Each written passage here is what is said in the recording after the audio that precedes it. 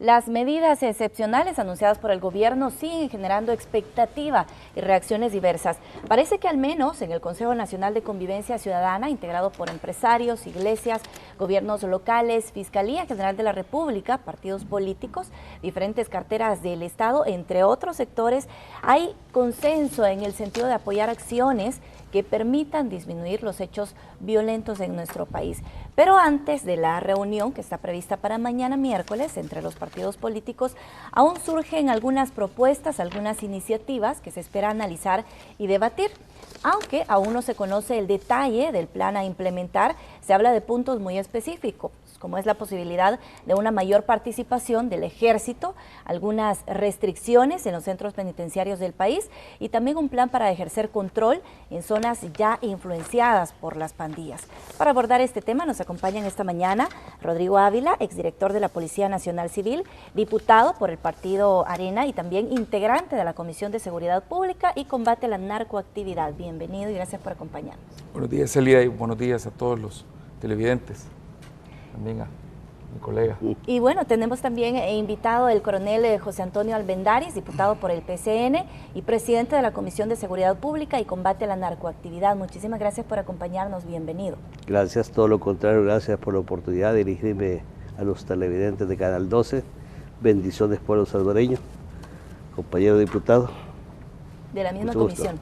Y bueno, nos interesa también que usted participe opinando en este tema que nos afecta a todos los salvadoreños y es por eso que estamos sometiendo a su consideración la siguiente interrogante en nuestro muro en Facebook. Se la presentamos. A su juicio, ¿qué medidas excepcionales deberían aplicarse para disminuir los hechos criminales? Recuerde que nos encuentra en Facebook como Noticiero Hechos y ahí puede participar de este foro. Más adelante vamos a compartir algunos de los comentarios que nos están haciendo llegar.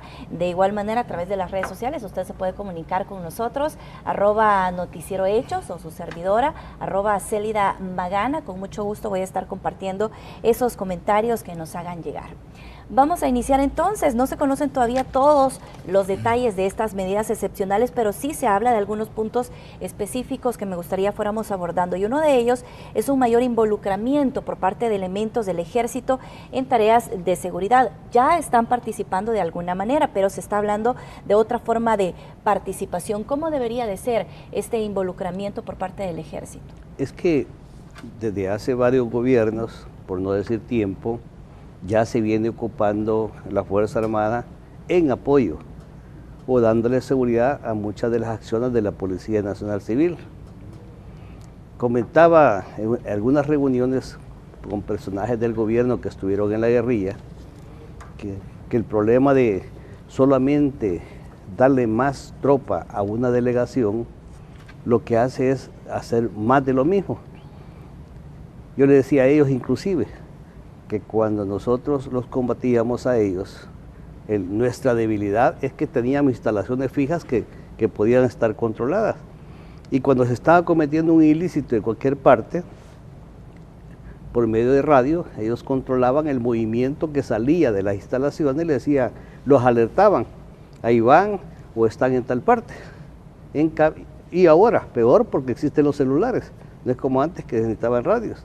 Entonces cualquier movimiento que se haga en una instalación es detectable y se alerta al delincuente.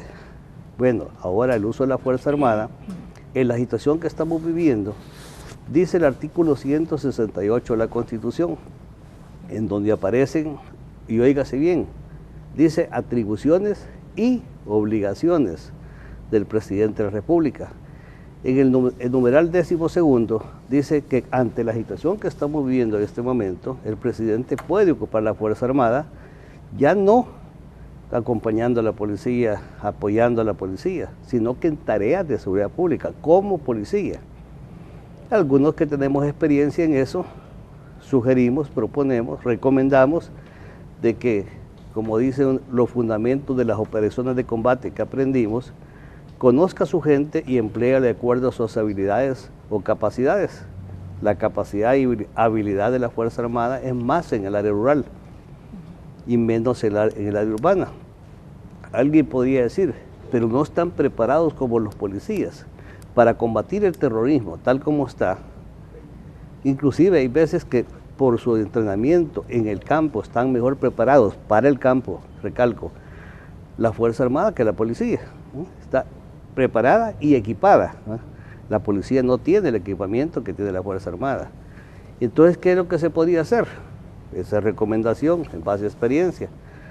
El Estado Mayor Conjunto dirigiendo las operaciones de la policía, de la Fuerza Armada, planificando y ejecutando en el campo, policía planificando y ejecutando en las ciudades.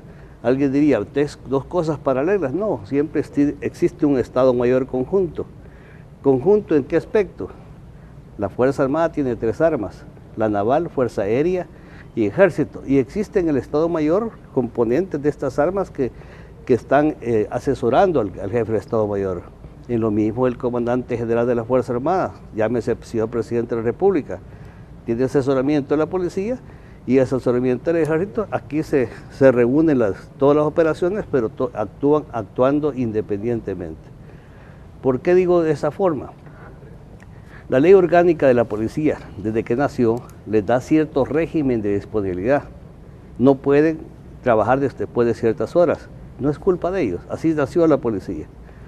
Entonces, para poder tener la cantidad de policías que necesitamos para este problema, necesitaríamos unos 60,000 policías. No hay recursos para eso. Además, el agravante, el día que primero Dios cese la violencia o disminuya la violencia, no le podemos decir a 60,000, a 40,000 policías, miren, ya no lo necesitamos, gracias, porque la policía es una carrera.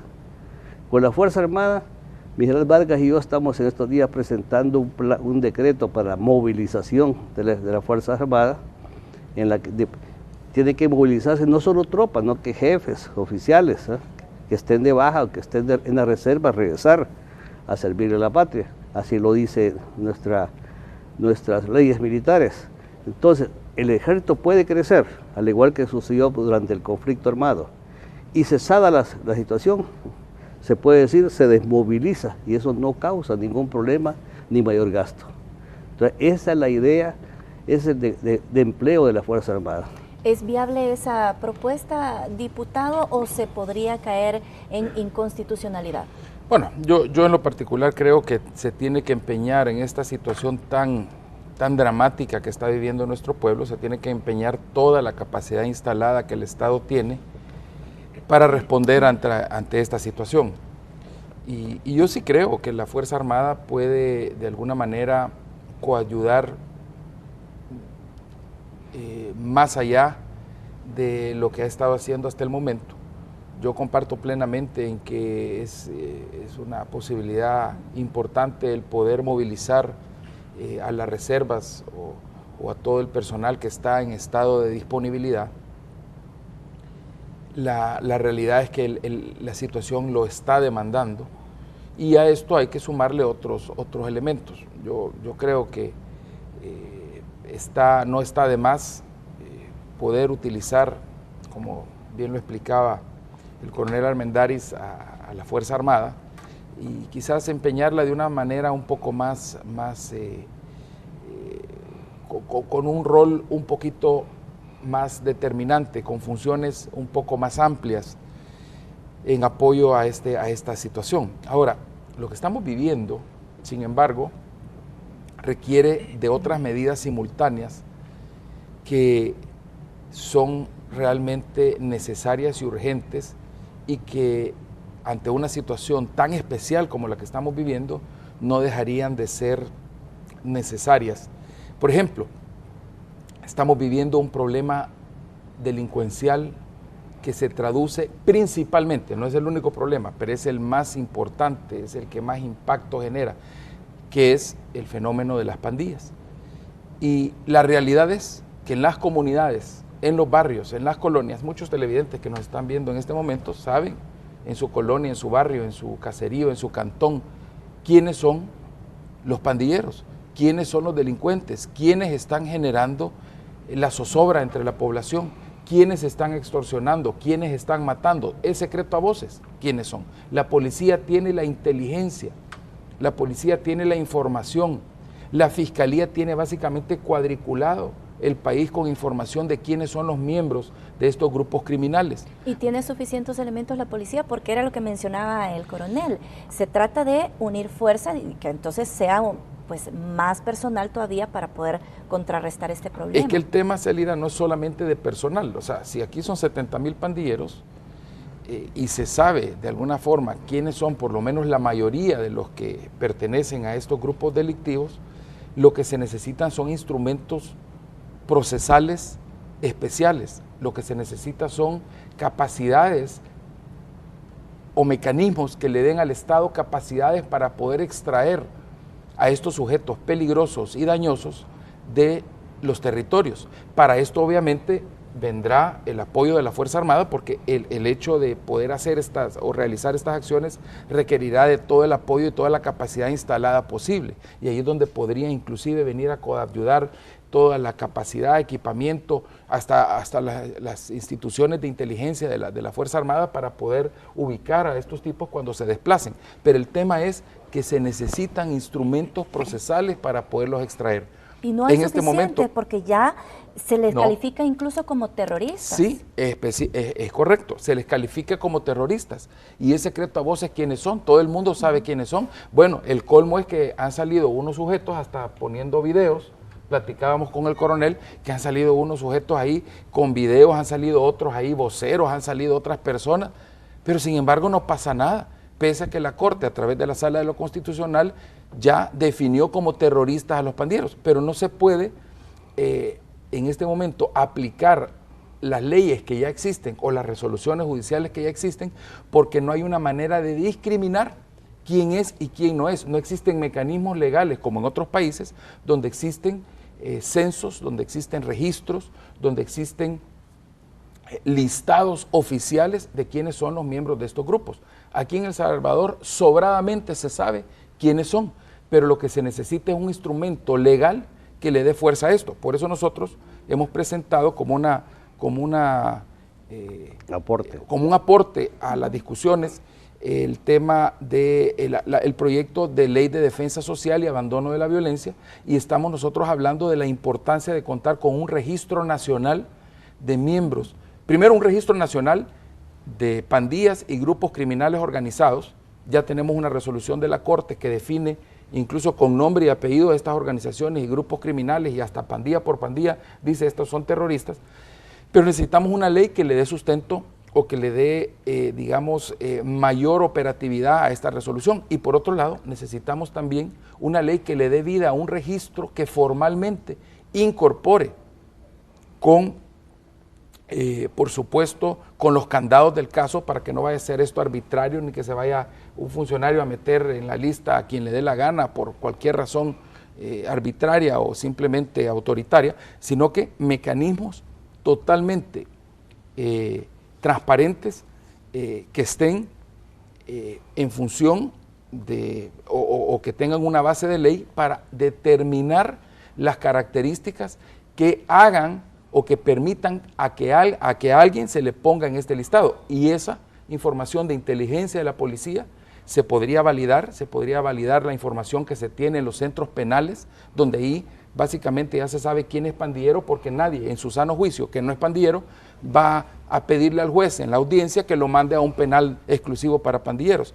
Y eso, esa base de datos se depuraría, tendría los mecanismos, los candados para garantizar de que no haya abuso de autoridad o que haya, en este caso, arbitrariedades, y sería registrado o mantenido, valga la redundancia, ese registro por la Fiscalía General de la República. Y ahí se podrían aplicar las leyes y ahí se podrían extraer selectivamente a estos sujetos dañosos. El problema, Célida, es que no se puede hacer un verdadero trabajo de prevención, sobre todo a la base de que en nuestro país, los 262 municipios, solo 35 de los 262 municipios no tienen una estructura local de pandillas, solo 35 municipios, todos los demás municipios ya de alguna forma están contaminados. Ahí no se puede prevenir per se, por una sencilla razón, porque la prevención del delito, la prevención de las conductas antisociales, la prevención de la violencia, se da a la base de la participación ciudadana, se da a la base de que exista la anuencia de la gente de incorporarse a los programas que el gobierno central, que los gobiernos locales como las alcaldías puedan impulsar. Pero si la gente está muerta de miedo y si los que dominan en el territorio son estos criminales, estos pandilleros, difícilmente la gente se va a abocar a estos programas de prevención. Entonces, antes de entrar a la prevención, lo que hay que hacer es liberar de este flagelo, liberar de esta lacra a los territorios. Y para eso, nosotros lo que estamos proponiendo es un instrumento que va a permitir que selectivamente se extraiga a estos sujetos. Alguien dice, mire, pero es que un proceso de esas medidas de reeducación y de readaptación forzadas que ustedes están proponiendo como Arena, dice, podrían costar mucho dinero. Y nosotros decimos no, porque primero, la Constitución ya da la base para estas medidas que estamos proponiendo, en el artículo 13, numeral 4. Pero lo importante es que esto es potestativo y permitiría que en virtud de los presupuestos con los que se cuenten, estos mecanismos vayan siendo aplicados de una manera progresiva. No quiere decir que en todo el país se va a tener que venir y meter a todos los miembros de pandilla o los jóvenes en riesgo a estos proyectos, a estos procesos de reeducación, sino que sería de manera selectiva y sería de manera en la que se puedan utilizar los recursos con los que se cuente. Pero nosotros creemos, y esto no solamente lo digo como diputado de Arena, esto lo hemos con todos los colegas de todos los partidos, hemos coincidido en que tenemos como Estado de que utilizar todo lo que esté al alcance. Se hablaba de la Fuerza Armada, se hablaba de la Constitución, todos los instrumentos que estén al alcance para poder enfrentar esto.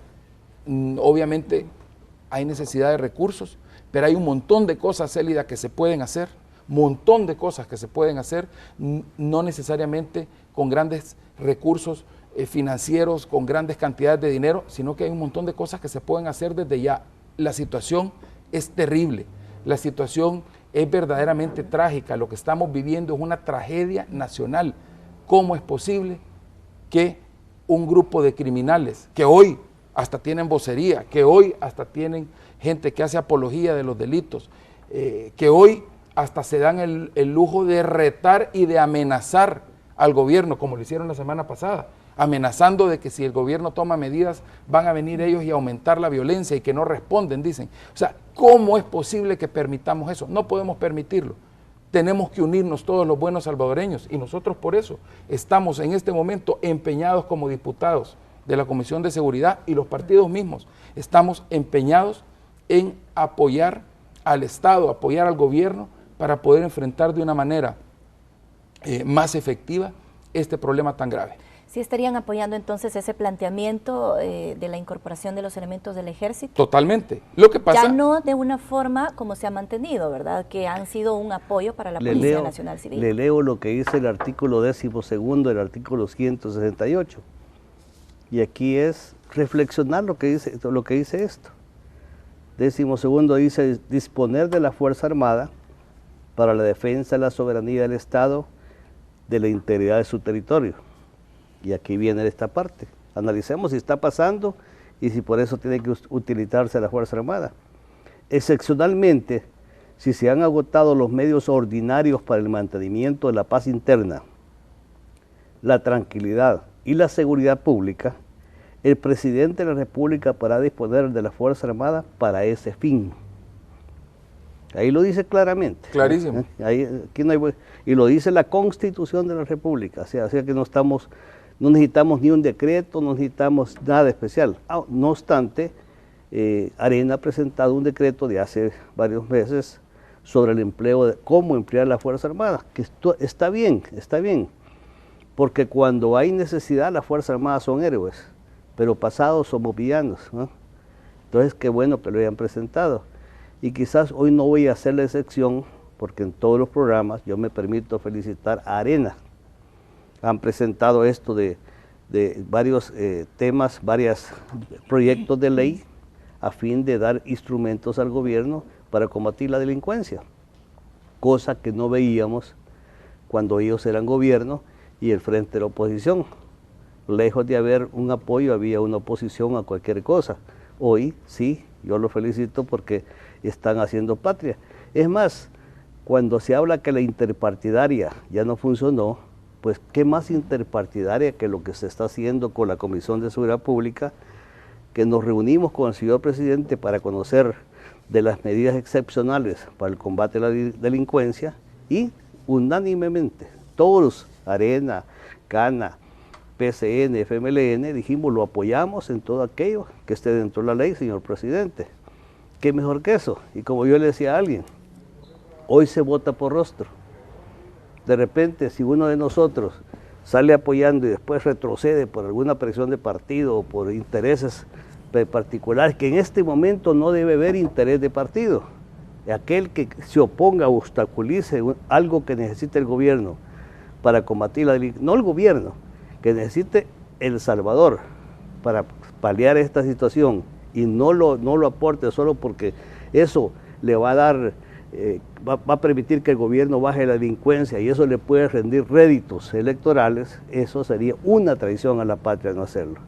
Por eso hoy estamos dando la cara los diputados. Hoy no es la bandera de los partidos, ¿no? Somos los diputados de la comisión, los que la gente nos está viendo y sabe si retrocedemos, por qué lo estamos haciendo. Pero bien, estamos hablando de medidas extraordinarias del combate, pero no descuidemos, como dice Rodrigo, la prevención y la rehabilitación. Y me preocupaba un poco que decía usted, hay municipios en los que ya no se puede trabajar de lleno en la prevención. Pero siempre tiene que ver...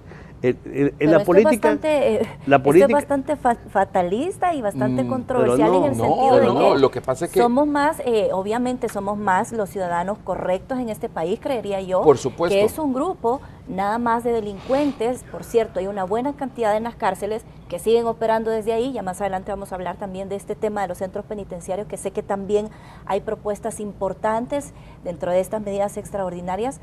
Pero preocupa escuchar que ya no se puede trabajar en el tema de la prevención. Es que esto es como haciendo una analogía con el tema de la salud, con el tema médico. Cuando alguien tiene una infección terrible, por ejemplo, una infección respiratoria, una gripe de esas que se convirtió ya en una infección... El Zika, diga. Ya cuando... ¿Cómo se puede prevenir que a usted no le dé catarro cuando lo que tiene es una infección respiratoria, cuando lo que tiene es casi que bronconeumonía? Ahí tiene que tomar antibiótico, ahí no cabe la prevención, es lo mismo, Celida. Hay lugares donde no se puede prevenir la violencia porque la violencia ya está desbordada. ¿Cómo se va a prevenir lo que está desbordado? Prevenir es evitar que se den situaciones delictivas, buscar que los jóvenes no se incorporen. Lo que pasa, es que lo que pasa es que es lo mismo. Hay lugares donde el desbordamiento delictivo es tan grande que la gente simplemente tiene pavor. Y le voy a poner un ejemplo. Hace poco, precisamente, allá en San Marcos hicieron un proyecto invitaron jóvenes, invitaron niños para prevenir la violencia y la gente no llegó porque los pandilleros llegaron y le dijeron a la gente, el que vaya con eso, el que vaya a esas actividades, nos va a estar traicionando. Ahí mataron también a unos maestros. En Apopa mataron a unos maestros que estuvieron previniendo al que los jóvenes se incorporaran a las pandillas. Más sin embargo, yo creo que, como dice usted bien conoce, la política criminal habla de que al mismo tiempo que se combate, se previene. Por supuesto. Porque usted decía una enfermedad. Hoy no la voy a tomar de una persona, voy a tomar una epidemia, como lo que pasa aquí. Al mismo tiempo que se está combatiendo la enfermedad de las personas, llamémosle el Zika, que por cierto, yo siempre he dicho que para combatir una enfermedad hay que poner la dosis exacta, porque aquí se han puesto medio dosis, cuartos de dosis, y lo que pasa entonces es que el virus muta o se vuelve resistente a lo que se ha hecho. Pero al mismo tiempo que se está combatiendo esta enfermedad, se está previniendo que se contagien. Y a los que se rehabilitan tienen que apartárselo para que no vuelvan a recaer, porque sería peor. Le voy a poner un ejemplo. Por eso hay que tener mucho cuidado a esto. Y lo digo porque yo también tuve esa experiencia cuando fui aplicador de la ley. Yo estuve en la Guardia, en la Policía de Hacienda, en la Policía Nacional. Cuando en la persecución de un delincuente entrábamos a una casa, que a nosotros se nos prohibió actuar de las 6 de la tarde a las 6 de la mañana, Pero si en este momento se va a capturar a un cabecilla de banda, de Mara, y se entra a la casa así como se entra, ese es el procedimiento. Los niños que están allí, los hijos de este marero, solo miran que su papá, primero que llegaron y que estaban casi sin ropa, su mamá, sus hermanitas, que los tiraron al suelo, que es el procedimiento, es por seguridad. Ellos no miran que su papá andaba delinquiendo, porque el papá siempre es un héroe. Esos niños que vieron que los asustaron en la noche, etcétera, etcétera, esos agarran odio contra las autoridades. Y entonces no se puede, se está formando una generación que ya no es solamente por el delito de extorsión, no por odio. Hay que hacer eso porque esos estarían condenados a ser delincuentes. Todas esas cosas tienen que hacerse, ¿no? Lo mismo que en la rehabilitación. Cuando se dice como la seguridad es tarea de todos, yo escuché a un señor decir que no, que solo el gobierno. No, no es cierto, es de todos. Porque así como se necesita información para poder saber quiénes son, lo mismo también cuando alguien se rehabilita, que anda buscando, y yo siempre he hablado de un ejemplo de cosas que hicimos nosotros en Sonsonate, de personas que andan buscando una forma honrada de llevar el sustento a su casa, pero por el estigma de haber estado presos o estar en libertad condicional, no les ayudan. ¿A qué condenan? Y óigase bien, no a qué condenan solamente al individuo a regresar a la delincuencia, condenan a la comunidad a tener los efectos de un delincuente robando para llevar un sustento. Pero nosotros le ayudamos a esta persona a que tuviera la forma de subsistir honradamente. Y él no solamente, como se llama, trabajó, hizo eso para él, no, que llamó a otros dos igual a él. Y esas tres personas se están rehabilitando con la ayuda. Cualquiera de nosotros, a la par puede haber una persona igual. No le regale comida porque solo va a comer un día o 2 días. No, dele los instrumentos para que se rehabilite a la vida productiva y honradamente lleve el sustento a su casa, que muchos delinquen porque no encuentran trabajo. Bueno, tenemos que hacer una pausa comercial. Hay otro tema muy importante que quiero que abordemos y es el tema de las cárceles, los centros penitenciarios, que como ya es sabido, esto no es una sorpresa, se mantiene en crisis en nuestro país. Hablaremos de eso cuando regresemos.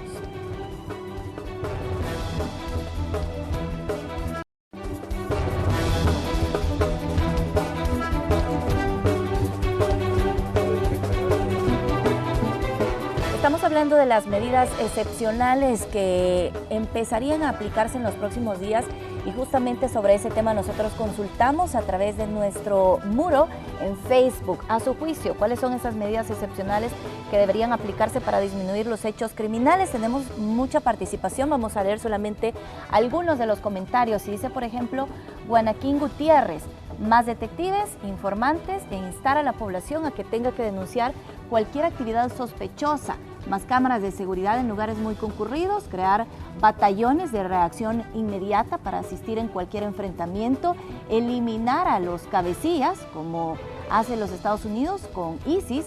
Creo que eso es lo más lógico para desarticular cualquier organización terrorista, y los que vayan presos, que les quiten cualquier comodidad. Crear lugares de castigo dentro de las cárceles para el que se porte mal. Créanme, esa gente saldrían contando líricas cristianas de ahí. Israel James dice una ley como las que ponía el expresidente Maximiliano Martínez, con que diente por diente y ojo por ojo. Papá, no me mates, dice, no soy yo, hijo, es la ley. Tú la desobedeciste, tendrás que pagar, así es, así quiere esto para que se componga. Domingo Peña dice, algo que puede ser es realizar requisas en los centros penales más seguido, depurar policías y militares corruptos, mejorar los procesos de enseñanza de los policías, tecnificar y profesionalizar los procedimientos de la policía y la milicia, tener mejores procesos de supervisión y evaluación del proceder en cada puesto policial. Tenemos más comentarios, más adelante los seguimos compartiendo, pero bueno, hemos hablado acá de algunas de las medidas y ahí los comentarios de la gente. La gente quiere resultados inmediatos. Es muy difícil ante una situación tan grave tener resultados de la noche a la mañana, pero lo importante es que hay que comenzar en algún momento. Hace un mes se estaba hablando de medidas excepcionales Y eso no es lo mismo que régimen de excepción. Se habló muchísimo de régimen de excepción. Nosotros coincidimos que no es correcto de que un estado de excepción, que al final vendría a afectar a los ciudadanos honrados y trabajadores, es la solución. Por el momento hay una serie de medidas que son excepcionales. Precisamente el coronel hablaba del artículo 168 de la Constitución, que da una medida excepcional ante una situación extraordinaria, que tal cual es la que estamos viviendo. Nosotros hablamos también del artículo 13 de la misma Constitución, que da en su inciso cuarto una capacidad especial o un mecanismo especial que es de carácter también extraordinario. Hay cosas que tienen que ser extraordinarias. Y yo, volviendo rápidamente al tema de la prevención, por supuesto que la prevención tiene que ser simultánea. Hay que prevenir que los niños que todavía no han ingresado a las pandillas lo hagan. Hay que prevenir que la gente se deje dominar por el miedo. Pero hay una realidad, que esto no se puede hacer de manera efectiva con las recetas tradicionales si no se controla el territorio por parte del Estado. Y hoy por hoy, desgraciadamente, son los criminales los que controlan los territorios, o por lo menos muchos territorios. Entonces, sí se necesitan medidas especiales. A los amigos que escribieron hablaban de algunas cosas muy importantes. Por ejemplo, las cámaras de seguridad son bastante efectivas. Y de hecho, en los lugares donde se han incorporado el tema de las cámaras, se ha disminuido o ha paliado de alguna forma el tema de la violencia. El tema de instar a la denuncia, eso es uno de los problemas más graves, porque es secreto a voces lo que está sucediendo. La gente sabe. Esta semana... Y hay miedo de denunciar, además. Sí, la gente tiene pavor de denunciar, la gente sabe quiénes son los que cometen los delitos. O sea, de todos es conocido también que los empresarios tienen que pagar renta, o sea, están manteniendo también y continúa creciendo este tema de la delincuencia porque se ven obligados, claro, todos quieren mantener su negocio. La vida de las personas. La vida de las personas, pero ahí es donde viene, ahí donde está esta gran pregunta, ¿por qué la gente tiene miedo de denunciar?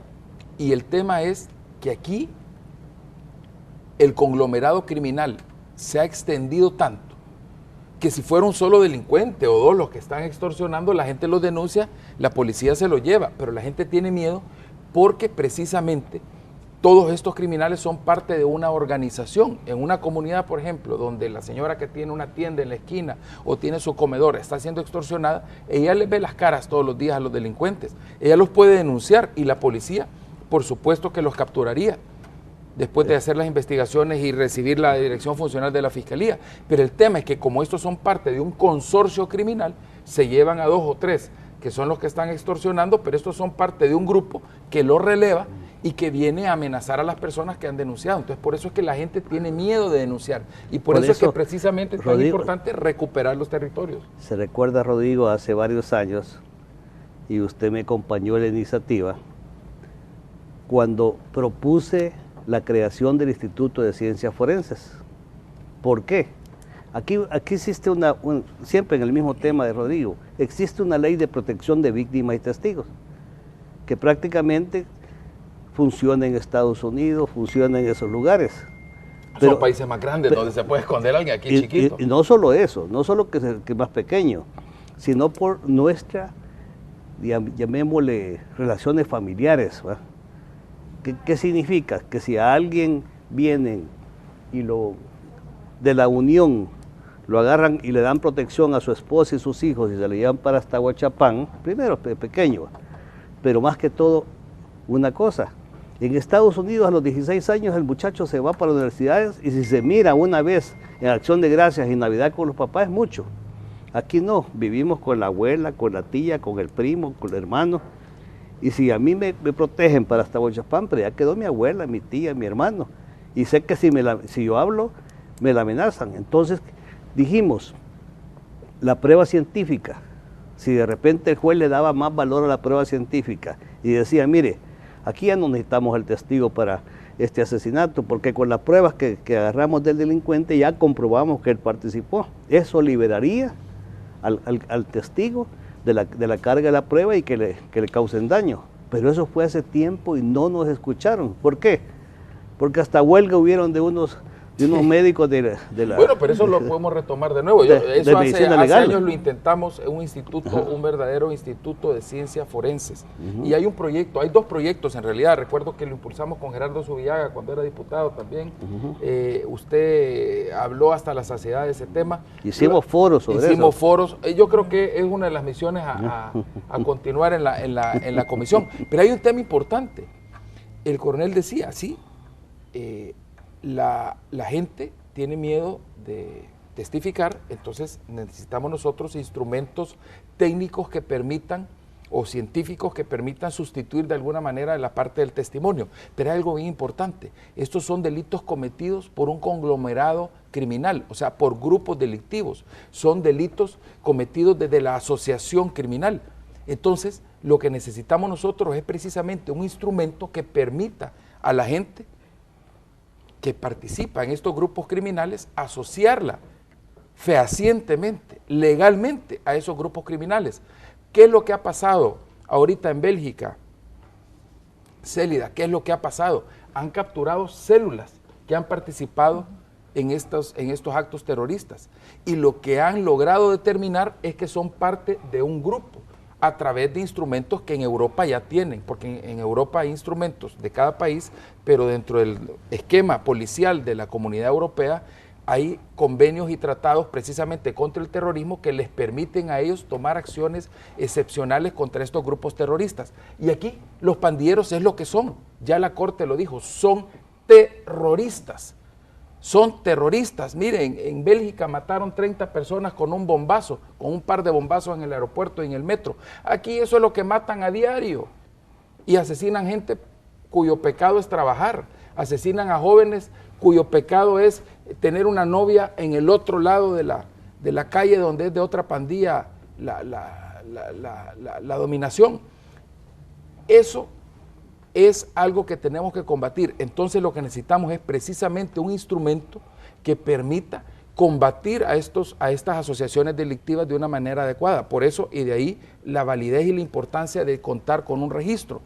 Y nosotros, el proyecto que hemos presentado de Ley de Defensa Social busca defender a la sociedad, pero también defender a aquellos jóvenes en riesgo para que no sean víctimas, porque ellos no solamente son victimarios, sino que son víctimas también, porque cuando se meten a pandillas, ellos básicamente pueden correr una suerte de ser asesinados, de ser vejados por las mismas pandillas. Entonces, esto tiene una función preventiva y algo muy importante, que a la postre es lo que tenemos que buscar como país, que es que la gente que pertenece a las pandillas las abandone, que abandone la violencia. Por eso, nuestro proyecto de ley se llama Ley de Defensa Social y Abandono de la Violencia, que al final lo que busca es rehabilitar y reinsertar, darle una oportunidad, una salida a los que quieran por las buenas. Pero no se trata, como dicen aquí los pandilleros, o por lo menos los que hablan por ellos, de que aquí las pandillas tienen que quedarse para siempre. ¿Cómo vamos a pensar los buenos salvadoreños que vamos a tener que soportar este flagelo por sécula seculorum y que vamos a tener nosotros que resignarnos como sociedad a que las pandillas están para quedarse, que las pandillas son una realidad, que las pandillas son algo del diario vivir con lo que vamos a tener que estar conviviendo por el resto de nuestras vidas? Eso no es lo que queremos para nuestros hijos. Aquí se ha perdido una generación entera de cipotes que se han metido en las pandillas y lo que tenemos que recuperar eso. Y eso obviamente entonces es un esfuerzo que combina la parte preventiva con la parte represiva, coercitiva del Estado. Se tiene que hacer. Tenemos más participación. Uno de nuestros equipos salió a las calles también a preguntarle a la gente qué era lo que opinaba, cuáles son esas medidas que según ellos deberían empezar a implementarse, y esto fue lo que nos dijeron. Tienen que llevarse al pie de la letra y todo es conforme a que se apliegue a las leyes inconstitucionales que tenemos y más que todo en los sistemas carcelarios. Es más que todo mi punto de vista. No, que pongan la mano dura, pues. Bueno, ese es mi criterio, porque sí hay. Entre más años miramos, va, que cómo está la gente, va, y miramos, pues, es decir, es primera vez que saco a mi hija y yo aquí ando con temor, pues, y, sí, no, que haga algo, pues, porque hasta ahorita yo sé que él no ha hecho nada. Bueno, pues para mí sería de que principalmente en las escuelas, ¿verdad? En las escuelas principalmente, y igual, de igual manera, pues seguridad.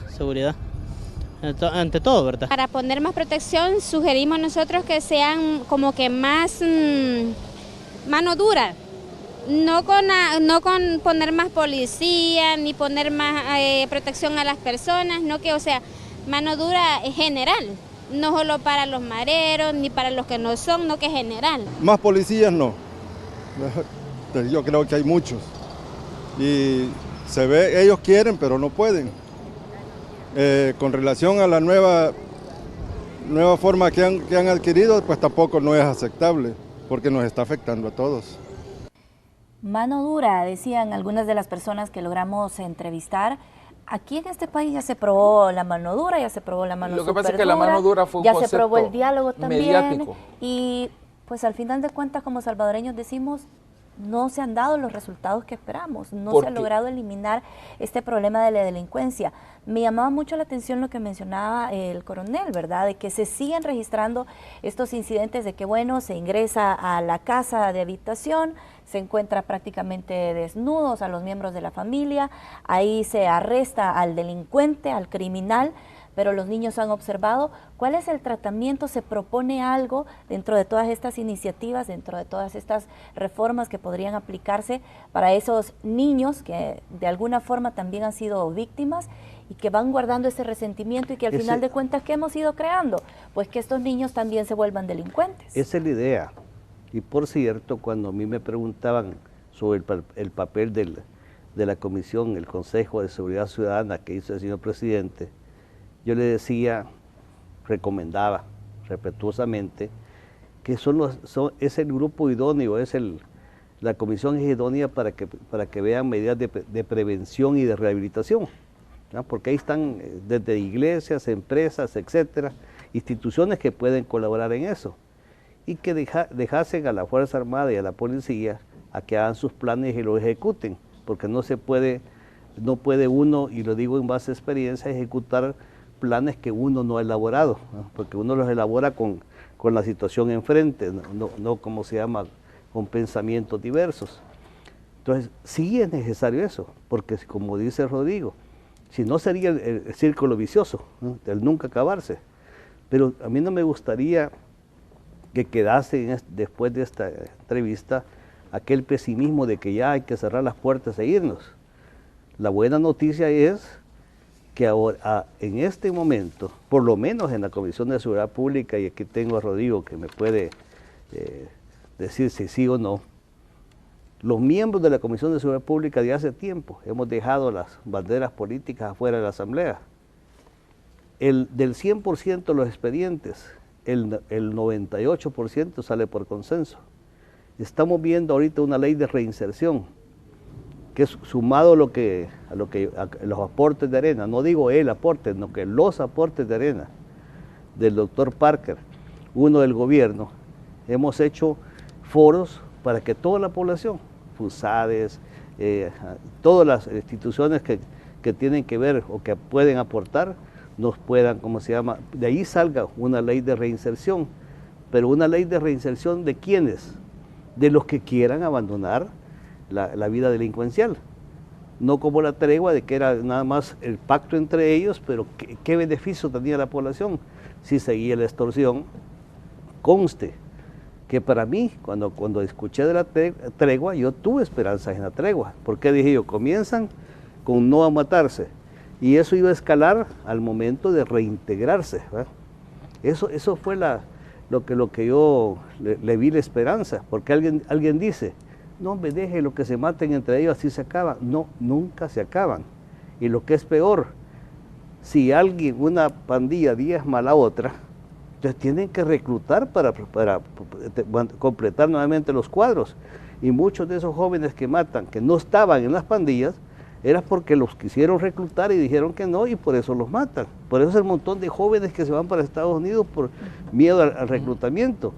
Entonces, hoy que estamos unidos, por cierto, mañana tenemos la segunda convocatoria con el señor presidente y la Comisión de Seguridad para continuar con el análisis de las medidas excepcionales que el señor presidente, y no solo el señor presidente, porque por ejemplo las propuestas de Arena, las propuestas del PCN, de Gana, están siendo escuchadas y muchas de ellas también se están integrando a esas medidas extraordinarias para el combate de la seguridad dentro de los 3 elementos: prevención, represión y rehabilitación. Diputado, dentro de estas medidas excepcionales, y me gustaría que entráramos a este tema también, se está abordando el tema de los centros penitenciarios, que ya sabemos que hay líderes de pandillas ahí al interior que siguen operando. ¿Cómo se podrían implementar medidas que vengan a suspender, digamos, este movimiento que se genera desde el interior de las cárceles? Lo que pasa, Célida, es que en los últimos días han habido una serie de masacres, una serie de atentados, inclusive contra la misma seguridad de familiares del señor presidente de la República. Han habido asesinatos de policías, han habido hechos delictivos muy sonados que las mismas autoridades han confirmado, y se ha dicho que las órdenes para cometer esos hechos han salido de los centros penales, y lo han dicho las autoridades y lo han comprobado con información certera.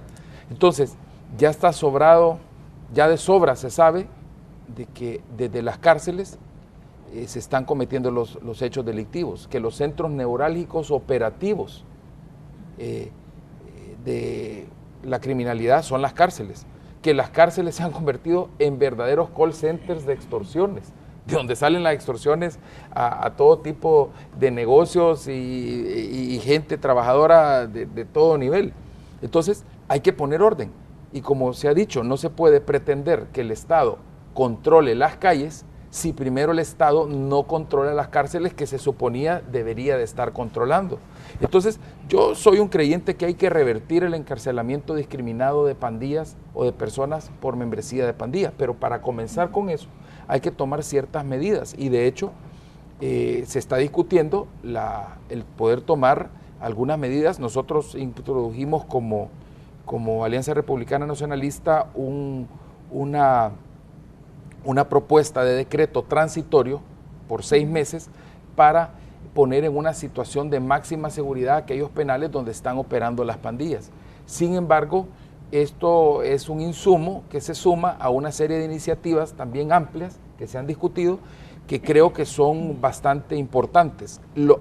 Hay que comenzar precisamente por los centros penales. Un televidente lo decía muy sabiamente, o sea, ahí es donde hay que comenzar, y no se puede seguir permitiendo de que aquellos que están purgando una pena, de aquellos que han sido apartados de la sociedad para que no le hagan daño, y al mismo tiempo se les está brindando una oportunidad para que se rehabiliten y después se reinserten, sigan cometiendo delitos. Y lo peor es que delitos más graves. Y es sabido, Célida, que una persona o un muchacho de estos que pertenece a pandillas entra por haber cometido una extorsión o por haberle causado daños lesiones a una persona, o daños a la propiedad, haber roto las ventanas o las puertas de una tienda, y de repente este muchacho entra al penal y sale con las órdenes para ir a matar a alguien o para ir a reclutar a menores para que vayan a cometer más delitos. Entonces, lejos de estarse componiendo o enderezando estas personas, y estoy hablando, ojo, de los que pertenecen a pandillas, porque yo sí puedo hablar,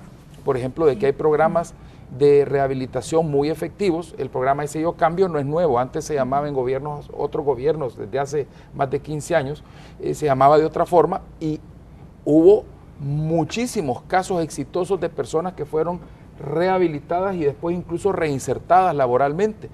Pero eso tiene un factor común: esas personas no eran miembros de pandillas, porque el enemigo más grande de la rehabilitación de una persona que se quiere salir de estos modos de vida violentos son las mismas pandillas. Las pandillas se oponen a que sus miembros se salgan. Como decía el coronel, los pandilleros incluso matan a veces a aquellos jóvenes que no quieren entrar a la pandilla. Con mucha más razón, matan y asesinan a aquellos que estando en las pandillas se quieren salir. Entonces, hay que cortar ese cordón umbilical entre las cárceles y las calles. Y ojo, esto es algo que puede generar, porque ahí mismo salieron amenazando a unos sujetos, que es lo que platicábamos, esto puede generar en un inicio algunos efectos traumáticos, algunos efectos porque reacciones van a haber, pero ojo, aquí tenemos que ver hacia el futuro y nosotros creemos que es consecuente que el gobierno tome medidas. Por eso mismo apoyamos reformas a la ley penitenciaria que se hicieron hace cuánto, coronel, hace como mes y medio.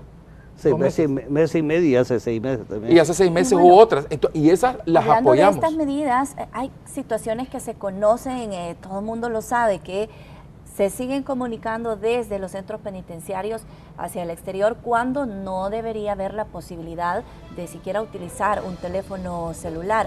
¿Quién, aparte de la empresa de telefonía, se lucra de esto? ¿Por qué sigue sucediendo esto? Es un sistema de corrupción, los teléfonos no entran caminando solitos, o sea, allí los meten. Sí, pero dejemos lo que entra el teléfono, que entre el chip y que se mueva al interior de la cárcel. ¿Por qué funcionan los teléfonos desde ahí? Bueno, porque, si hay una celda que porque hay señales bloqueadas. muy fuertes y usted a veces cuando quiere... Pero por eso pregunto, aparte de la empresa, ¿quién se lucra de esto? ¿Por qué sigue funcionando así? Es un sistema de corrupción y un sistema difícil, hay que tomar medidas. Uno cuando llega a los pueblos dice, ¿y dónde está el penal? Sí. ¿Y dónde está la antena? Le dicen, y a la par de los penales las antenas, eso no puede ser. Pero ¿quién se lucra? Los individuos que introducen los chips, que introducen los teléfonos, los que introducen las baterías para los teléfonos ya cargados, que me imagino que debe ser un gran dineral para que se les paga por eso. Pero fíjense que a mí me gusta también ver la otra cara de la moneda. Estamos hablando de represión, sí, pero como le digo, el círculo vicioso, que si se porta mal, pues se porta peor, etcétera, etcétera. También las cárceles tienen que tener en verdad el factor de rehabilitación. Dice la palabra, ama a tu prójimo como a ti mismo. Pero para poder amar a la otra persona tiene que amarse él. Y esas condiciones en las que están ahorita en los centros penales, eso los hace perder su autoestima. Y si él no se aprecia, no se valora, no se quiere, ¿cómo va a querer al otro? Y todo el mundo dice que los tengan ahí encerrados, pero no existe la cadena perpetua y algún día van a salir. Y si no se hace algo para cambiar a esas personas ahí adentro, van a salir peores hacia la sociedad. Por eso también tiene que haber un sistema, y hablábamos con Rodrigo, basado en su experiencia, de que tiene que haber, así como hay de máxima seguridad, aquí solo hay máxima y mediana, ¿no? Pero no hay una que sea de mínima seguridad, porque inclusive los reos en fase de confianza salen y entran a esos penales, hasta podría ser los que estén llevando y trayendo las órdenes, ¿no? Entonces tiene que haber unos penales para esas personas con las mínimas de seguridad. Si ya salen y regresan de trabajar, pues lo que necesitan nada más llegar a dormir, no tiene que haber máxima seguridad en esos lugares. Entonces, para así ir quitando ese hacinamiento e inclusive a estos individuos, como en tiempos de Miguel Martínez, ponerlos a trabajar, que ganen el sustento, porque la sociedad es la madre de los vicios, y en la medida que esta gente está sin hacer nada, están planificando y están pensando nada más en maldades, cansados y irían a dormir, ¿no? Entonces, esas son otras cosas que tienen que hacerse en los centros penales. Pero regresando a los teléfonos, sí, el problema también aquí es cuando se dice, por ejemplo, las empresas telefónicas. Dígame usted cómo se haría para aislar Cojutepec, si el penal está en medio. Sí. Allí la única solución que le doy yo es mover el centro penitenciario, que no debería estar en la ciudad. Tal vez no. Yo creo que solo en este país tenemos esa situación, los centros penales en medio de las ciudades. Pero tal vez, como se llama el problema, pero ya le voy a explicar por qué. Tal vez que ese centro penal fuera para fase de confianza, ¿no? Entonces no estuvieran los criminales que están ahí, no que fase de confianza nada más, para que así que entran solo a dormir, básicamente. Que esos inclusive hasta podían tener teléfono, pues no salen a la calle, como se llama. Entonces ese podría ser una medida. ¿Por qué los penales están en medio de las ciudades?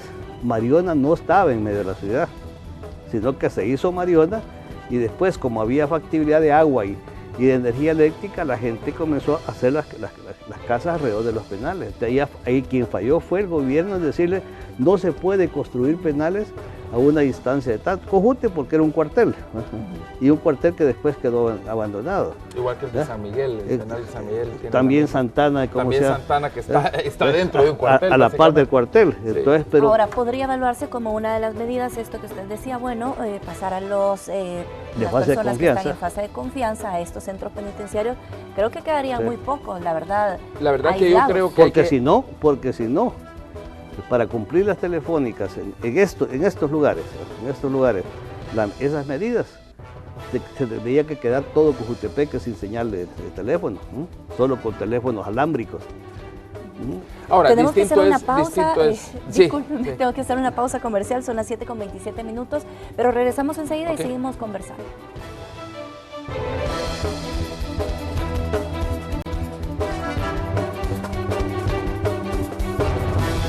Estamos hablando de un problema que nos afecta a todos como salvadoreños. Ya se manejan algunas medidas excepcionales que podrían aplicarse en los próximos días. Tenemos más participación ciudadana, quiero compartir algunos de los comentarios.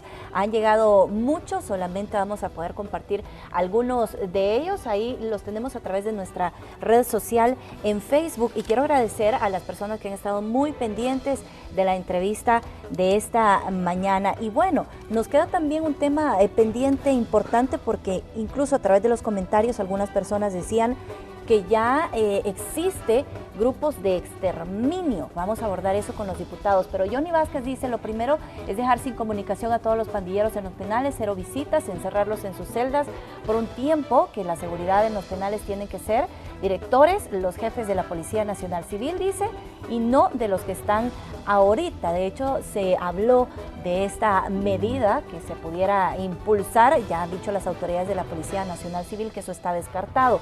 Mejía Francisco dice averiguar de dónde proviene el dinero que mantiene a la delincuencia. ¿De dónde proviene? Eso es lo principal también, decía. Tenemos por ahí también otros comentarios. Mario Javier dice, correcto, un delito de lesa humanidad que ya fue aclarado y que necesita un juicio y castigo militares. La historia los está alcanzando. Muchísimas gracias a todas las personas que han participado a través de las redes sociales, y se nos quedaba pendiente este tema. Hay personas que, bueno, dicen, ya existen grupos de exterminio en el país, existe la posibilidad de que estén operando, de que estén funcionando, no, que se volviera a reactivar esta llamada sombra negra, por ejemplo. Mire, que la gente está harta de esto, la gente está harta, y tristemente cuando la gente pierde la confianza en la capacidad de respuesta del Estado, es que empieza un montón de gente a imaginarse que esta es la solución fuera de la ley, y al final eso lo que es un círculo vicioso que, lejos de ayudar, al final complica más las cosas.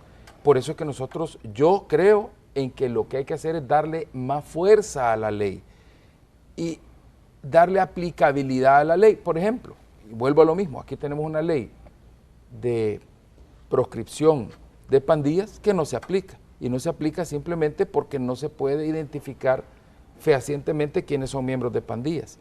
Aquí tenemos un montón de leyes que simplemente no se operativizan por problemas de mecanismos que no existen o que no están acordes a la realidad. Pero la gente está cansándose, y la gente tiene que convivir. Hoy en el área rural, por ejemplo, hay un montón de gente que trabaja sus pequeños lotes, su tierra, que no puede hacerlo. Hoy el tema de la inseguridad está afectando la economía en el agro de una manera tan grande, en la cual hoy las pandillas ya están inclusive exigiéndole a muchos agricultores que los pongan en planilla, les están exigiendo que les den abono, les están exigiendo que les den tierra. Hace poco yo conocí un señor que tiene como 10 manzanas y los pandilleros le exigieron que les diera la mitad de sus 10 manzanas, o sea, 5 manzanas, para ellos cultivarlas y que les diera dinero. O sea, y esto es una cosa que está afectando las oportunidades para los jóvenes. El peor enemigo del desarrollo de nuestro país, el peor enemigo de la sostenibilidad económica de nuestro país hoy por hoy es la inseguridad. Hay empresas que mejor se quieren ir de El Salvador y no quieren venir a invertir y a ofrecer fuentes de empleo. Entonces, tenemos que hacer algo al respecto para romper este círculo vicioso. Y solo termino con una cosa. El tema de la rehabilitación se tiene que enforzar o se tiene que promover de una forma sostenible, pero quiero decirlo, y hacíamos una remembranza cuando estábamos en los anuncios. En el año 2005 hubo una granja, el penal que ahora es el penal de Izalco, era una granja penitenciaria donde se les daba un tecnificado agrícola a miembros de pandillas que se querían salir y que querían abandonar la violencia.